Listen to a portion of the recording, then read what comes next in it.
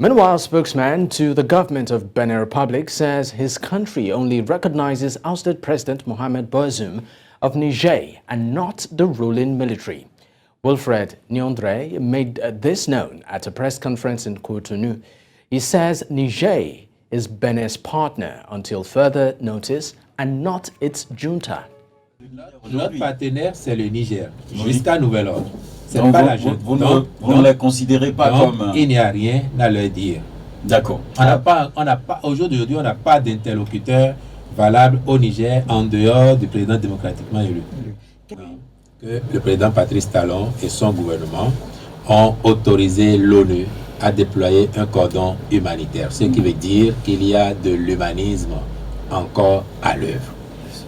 Si demain, la CEDEAO se réunit, inventorie la situation et décide qu'il faille actualiser les mesures pour déboucher éventuellement sur telle ou telle décision, le Bénin est membre de la CEDEAO, le Bénin est un partenaire responsable et fiable, nous allons appliquer les décisions qui auront été prises au sein de la CEDEAO et qui dès lors s'imposeront.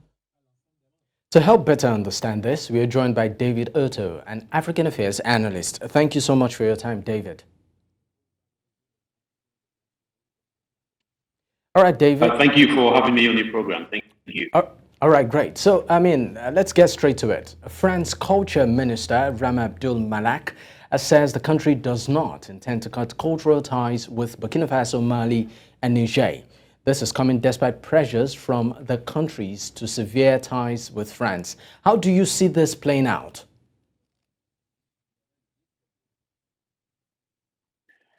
I think you're very right. I mean, the French cultural minister on the 14th of this month, which is 48 hours back, put out a communique in which they said for reasons of security, they had suspended visas for artists. But of course, they did say in that communique that it doesn't include the suspension of ties, of cultural ties with these governments. But, you know, we're talking about the tri-governments of Mali, Burkina Faso, and Niger. This is more or less part of France's stranglehold on these countries, especially the fact that these countries have raised a lot of anti-French sentiments. And of course, France sees itself as losing the battlefield, especially with the Niger Republic, where the military junta has demanded that the French government, and of course, that includes the ambassador, and the French military should depart Niger Republic. That date of has expired already, and there's a lot of pressure by the Nigerian people, backed by the military junta, for the French to leave Niger. So I believe that this decision to suspend visas from the 7th of October, I believe, it's more or less 7th of August, sorry, it's more or less one of France's measures to continuously put some pressure on the government that are now run by putschists, according to the French government.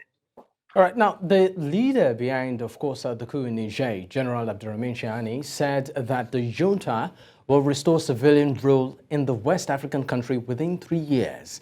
We have seen many former military dictators who proposed transitional governments ending up succeeding themselves. Now, how do you see this path to democracy in Niger?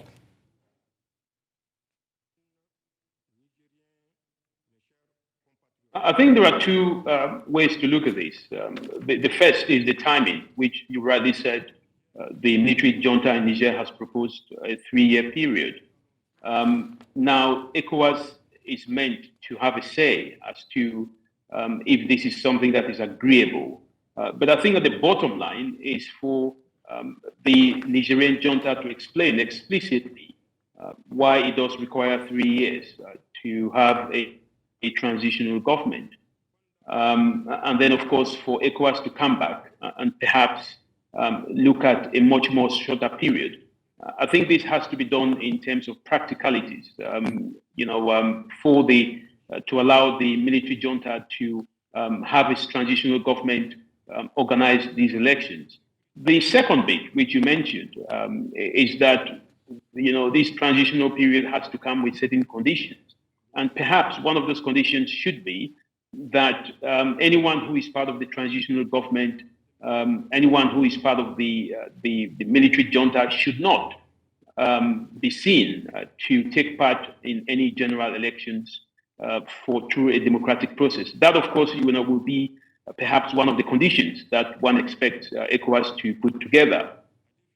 This is, of course, to avoid a scenario whereby the military might simply change uniforms and wear civilian clothes, and then run for presidency, when the transitional government organizes the election. So this is something which I believe, will be part of the discussion. But the bottom line, I have to add, is that the people of Niger must decide who they want to be their leaders. If they choose the military junta, then of course it has to be down to the people of Niger. It shouldn't be people from outside deciding who becomes part of the next democratic process. Democracy itself does not demand that we exclude or select specific leaders, for the people to vote for. It has to be a process that is transparent and one that, is decided upon by the people of Niger. All right, now, spokesman to the government of Benin Republic says his country only recognizes ousted President Mohamed Bazoum of Niger and not the ruling military. This is coming, after the junta ended a military pact with Benin Republic. Are you foreseeing a diplomatic rift between the countries and, by extension, other ECOWAS countries? And also, just a twist to this, it seems to be some sort of crossroads. You are not recognizing, you're not cutting ties, but at the same time, you're not recognizing the junta, but the ousted president. How do you, make sense out of all of this? I think, first of all, the Benin Republic, as you rightly mentioned, is an independent state. Of course, they are also a member of ECOWAS. They can make a decision as to kind of a bilateral decision, whether they desire to recognize the government of Niger or not. But remember that the military junta has accused Benin Republic of being a host to ECOWAS forces that are planning to carry out the military intervention.